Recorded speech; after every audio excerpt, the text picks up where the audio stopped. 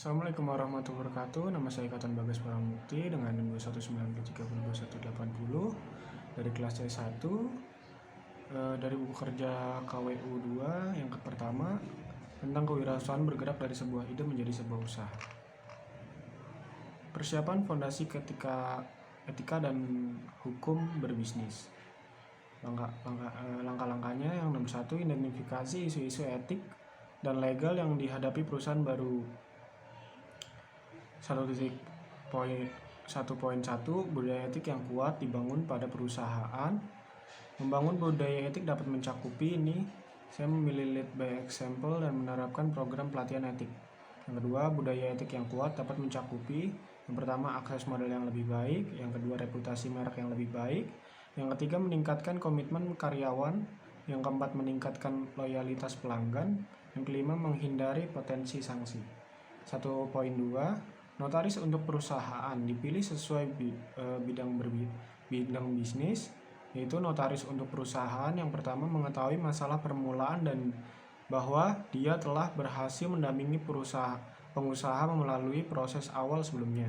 1.3, perjanjian para founder disiapkan sebagai kesepakatan pendiri.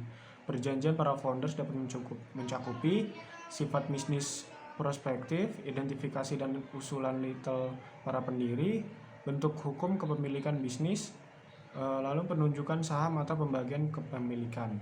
1.4, perselisihan hukum dihindari. Perselisihan hukum dapat dihindari dengan yang pertama, memenuhi semua kewajiban kontrak. Yang kedua, hindari undercapitalization. Yang ketiga, dapatkan semuanya secara tertulis. Yang keempat, tetapkan standar. Yang kelima, kesepakatan hukum. Yang pertama, perjanjian non-closure mengikat karyawan atau pihak lain seperti pemasok untuk tidak mengungkap rahasia dengan perusahaan. Lalu perjanjian mencegah seseorang bersaing dengan mantan majikan untuk jangka waktu tertentu. Kedua, memilih bentuk organisasi. 2.1, bentuk organisasi bisnis diidentifikasikan. Bentuk organisasi dapat mencakupi partnership. 2.2, isu-isu dipertimbangkan dalam memilih bentuk hukum pemilikan bisnis, yaitu isu-isunya saya memilih transkriptibilitas bisnis di masa depan. Lalu yang ketiga, mendapatkan lisensi dan izin usaha. 3.1, persyaratan izin usaha dipenuhi, yaitu saya memilih syarat pengajuan SIUP online untuk perusahaan perseorangan. 3.2, izin pajak penjualan diajukan. Izin pajak penjualan itu saya prinsip pungutan pajak, prinsip persamaan, keadilan dan kemampuan, equality, dan ability. Lalu prinsip kepastian, certainty, dan prinsip kenyamanan pembayaran, convenience of payment. Lalu prinsip efisiensi, economic of collection. 3.3, izin kerja profesional dan pekerjaan yang didapatkan. Saya memilih peraturan Menteri Kesehatan nomor 1096 Menkes per 6/2011 tentang higien sanitasi jasa boga, berita negara Republik Indonesia tahun 2011 nomor 372. Lalu yang kedua, buku kerja KWU yang kedua, kewirausahaan bergerak dari sebuah ide menjadi sebuah usaha. Ini menilai kekuatan dan kewajiban keuangan perusahaan baru. Pertama, unit usaha, mid-limit slice beef BBQ Korean Grill, produk jasa saya food and beverage, tanggal 9 Oktober 2021. Elemen yang dipakai: 1, identifikasi pengolahan keuangan, kriteria untuk pekerjanya, profitabilitasnya baik, likuiditasnya baik, efisiensinya baik, stabilitasnya sedang. Lalu preparasi laporannya, laporan pendapatannya baik, neracanya baik, laporan cash flow-nya baik. Lalu preparasi perakiraan keuangan, pendapatan itu baik, pengeluaran itu baik, belanja modal baik. Preparasi proforma laporan keuangannya, laporan proforma pendapatannya baik, laporan performanya neracanya baik, laporan performa cash flow-nya baik.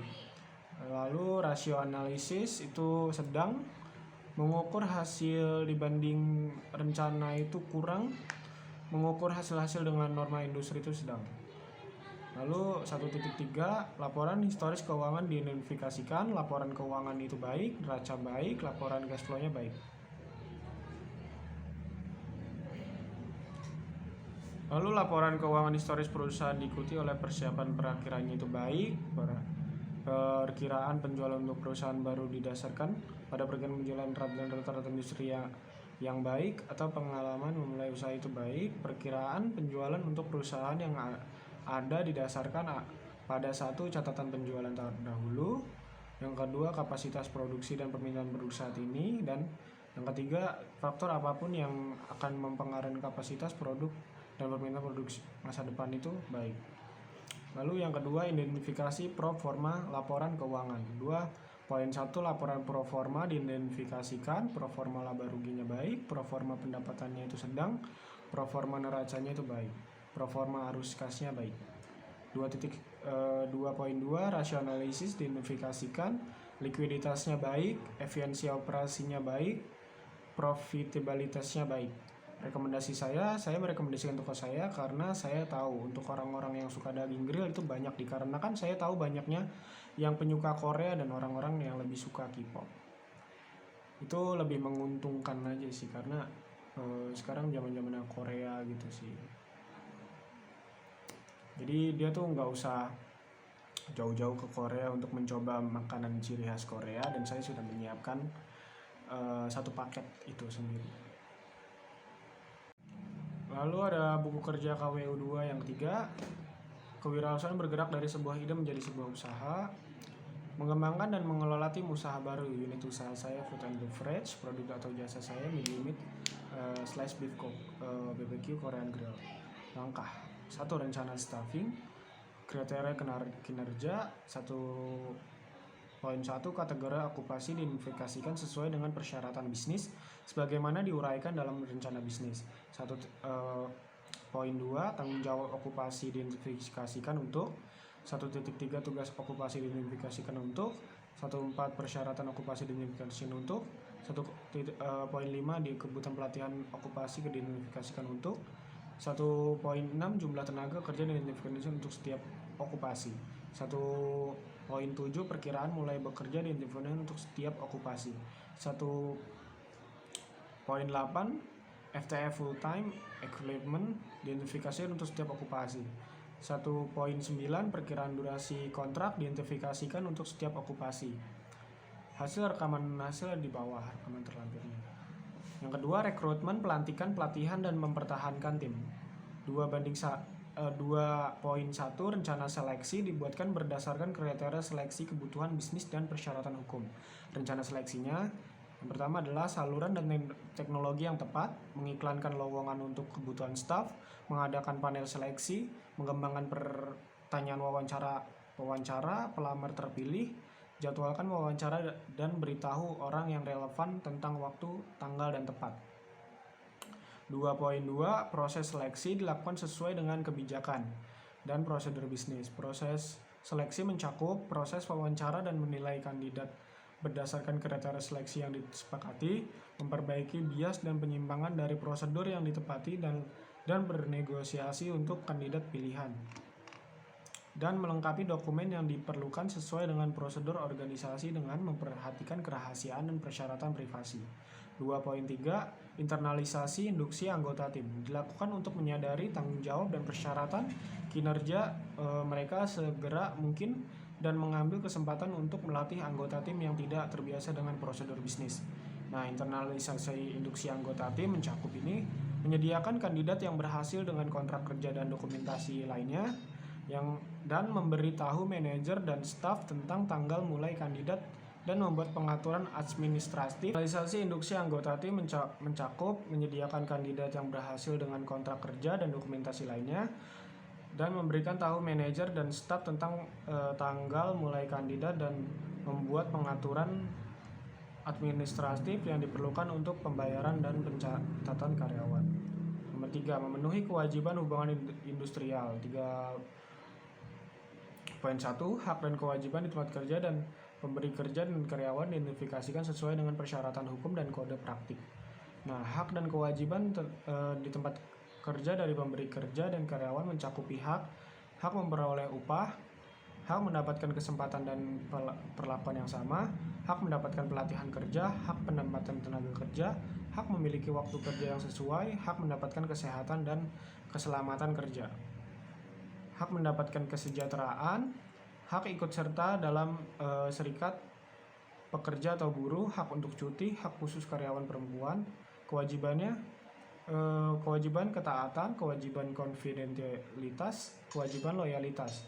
3.2 prinsip hubungan industrial dikembangkan secara positif dan konstruktif. Prinsip hubungan industrial mencakup yang pertama, kepentingan bersama pengusaha, pekerja, buruh, masyarakat, dan pemerintah. 4. Mengelola staf. 4.1 alasan pengembangan staf diidentifikasikan. Alasan pengembangan staf: efisiensi, konsistensi, mengatasi kelemahan. 4.2 strategi dan program pengembangan staf dikembangkan. Strategi pengembangan staf memberikan kesempatan pada setiap karyawan untuk menyalurkan ide dan gagasan pribadi mereka.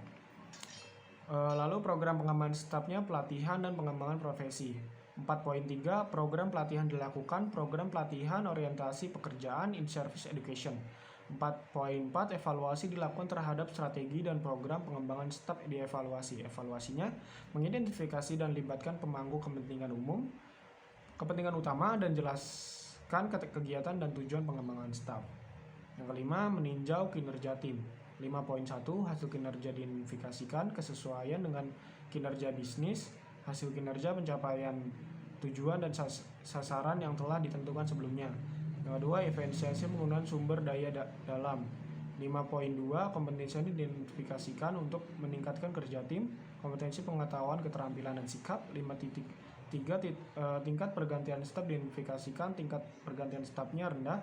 5.4 kekompakan tim diidentifikasikan dalam meningkatkan kinerja proyek secara keseluruhan. Itu kekompakan tim kekompakan tim itu kerjasama.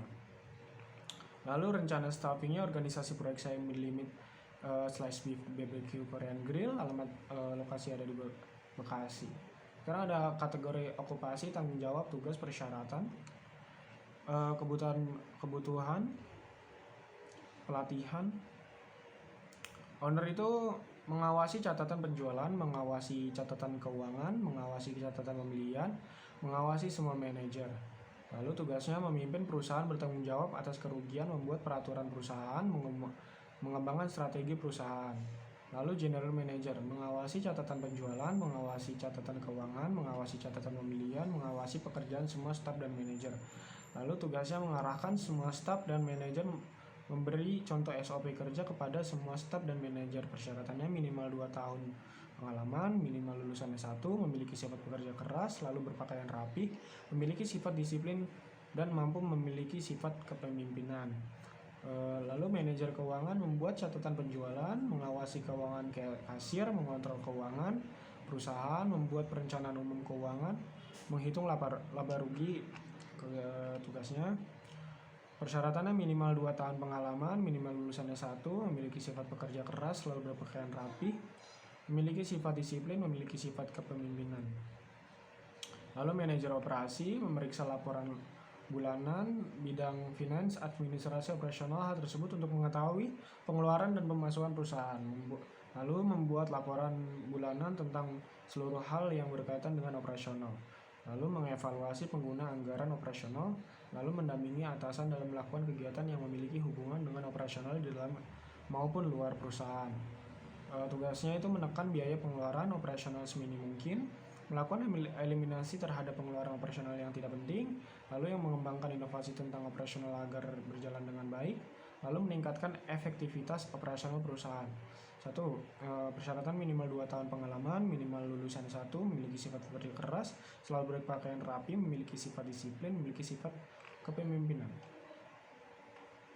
Lalu ada manajer penjualan itu memimpin inovasi promosi produk, mengordinasi strategi pemasaran, mengatur budget untuk setiap kampanye iklan, memonitor pertumbuhan perusahaan. Tugasnya mengkoordinasi dan meningkatkan penjualan melalui channel online atau offline, mengkoordinasi semua media organizer, acara, dan rekan bisnis untuk keperluan promosi dan meningkatkan penjualan. Lalu yang kedua, menjaga efektivitas dari inventory level dengan penjualan, mengevaluasi pencapaian target sales.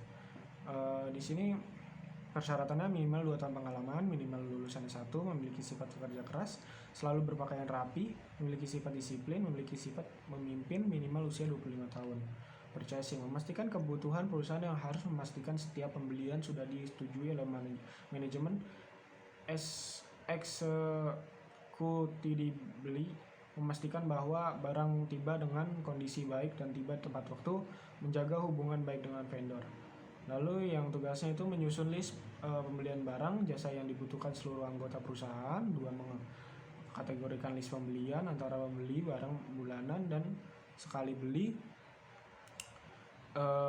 Tiga, itu menyusun list vendor, penyedia barang atau jasa. 4, meminta approval pembelian kepada manajemen atau bagian keuangan untuk anggaran.